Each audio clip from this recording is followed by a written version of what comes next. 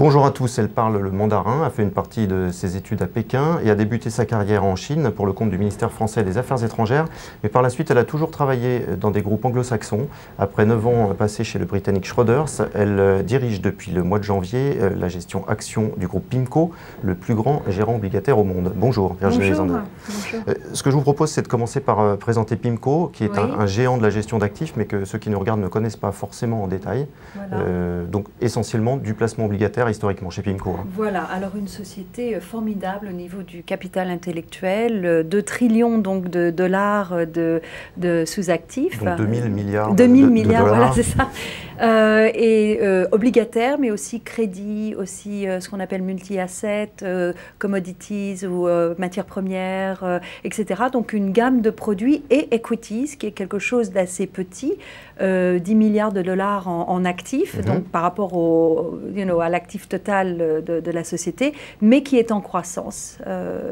Et donc c'est pour ça que j'ai rejoint le groupe pour diriger un petit peu et amener de l'avant plus de croissance. C'est ça, il faut expliquer ce mouvement, c'est-à-dire que PIMCO a surfé pendant 30 ans sur la baisse des taux, donc avec un marché obligataire qui était extrêmement dynamique. On voit que depuis 2-3 ans, les perspectives changent, on est plutôt sur une hausse des taux, ce qui fait qu'un certain nombre d'investisseurs fuient les placements obligataires, d'où la nécessité de se positionner sur les actions. J'ai bien résumé?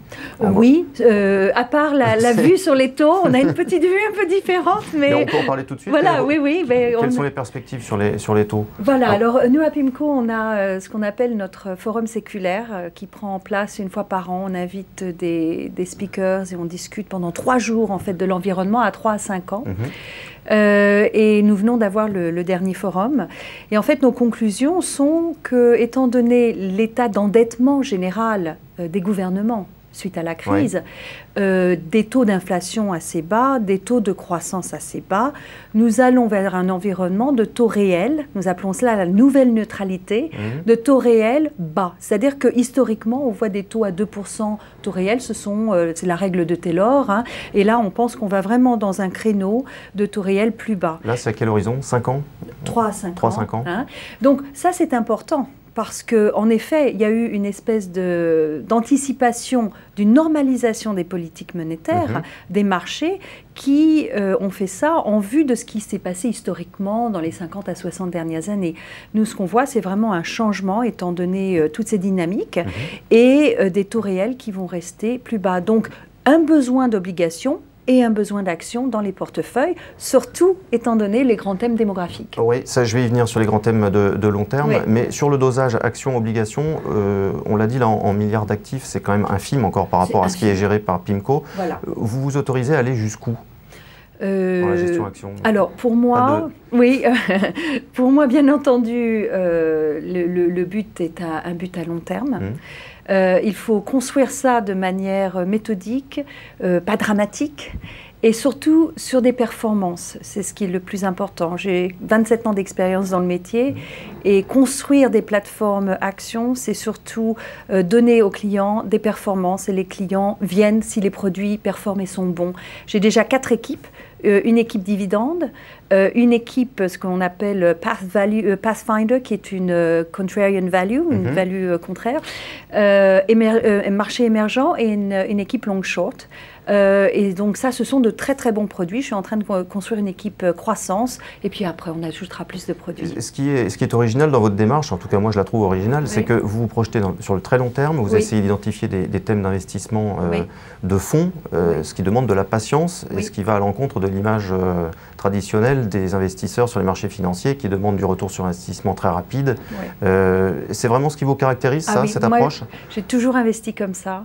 Je pense que pour avoir de bonnes performances, il faut vraiment penser, bien entendu, au jour le jour au niveau des valorisations, parce que ce qu'on achète, c'est au jour le jour, le prix est aujourd'hui, mais surtout penser aux dynamiques de croissance et aux dynamiques de compétitivité à long terme. C'est-à-dire ce qui est susceptible de faire apparaître des pépites dans 10, 15 ans? Voilà, 10, 15 ans, 3 ans, 5 ans, ça dépend un petit peu des secteurs. Si on prend le secteur de la technologie, c'est plutôt 3 ans à 5 ans, parce que ce sont des cycles beaucoup plus courts. Si on prend des secteurs ressources ou des secteurs industriels, les compétitivités sont affectées par le macro, c'est-à-dire où sont les sources de demande, l'offre, bien entendu, étant donné ce qui se passe dans certains créneaux industriels ou créneaux financiers, par exemple.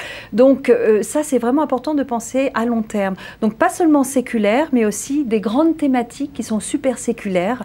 Et en l'occurrence, ces grandes thématiques, vous citez souvent le réchauffement climatique, sans surprise, également le vieillissement de la population. Ça, c'est susceptible de générer de la valeur chez certaines entreprises à très long terme. Énormément. Donc, en fait, j'ai 3 grands thèmes que j'utilise depuis pas mal d'années. Mon premier grand thème, ayant eu la chance d'habiter en Chine dans les années 80, ça a été la Chine émergente au niveau du capitalisme, bien avant que, vous voulez, que les marchés soient dessus.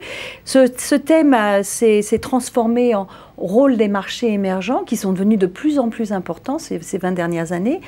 Ajouté démographique, qui n'est pas seulement le vieillissement, mais qui est aussi l'accroissement de la population mondiale, à 9,6 milliards de 7 milliards aujourd'hui, 9,6 en 2050, et une croissance à 98% des populations qui se trouvent dans les marchés émergents. Donc si on met ça avec une émergence de la classe moyenne dans les marchés émergents, on a des dynamiques au niveau des pôles de demande qui sont très intéressants. Alors bien entendu, le troisième grand thème qui est être compétitif dans une économie avec lower carbon, changement climatique, voilà. C'est très très important parce que cette élévation en fait des niveaux de vie dans les marchés émergents est très intensive au niveau de l'énergie. Et si vous regardez la demande énergétique entre maintenant et 2040, on a des prévisions de hausse de 50%. La plupart, ce sont des énergies fossiles. Donc, très important au niveau des émissions de carbone, il faut vraiment trouver des techniques, des innovations qui vont nous amener à rendre l'économie mondiale beaucoup plus efficace et beaucoup plus, j'allais dire, productive.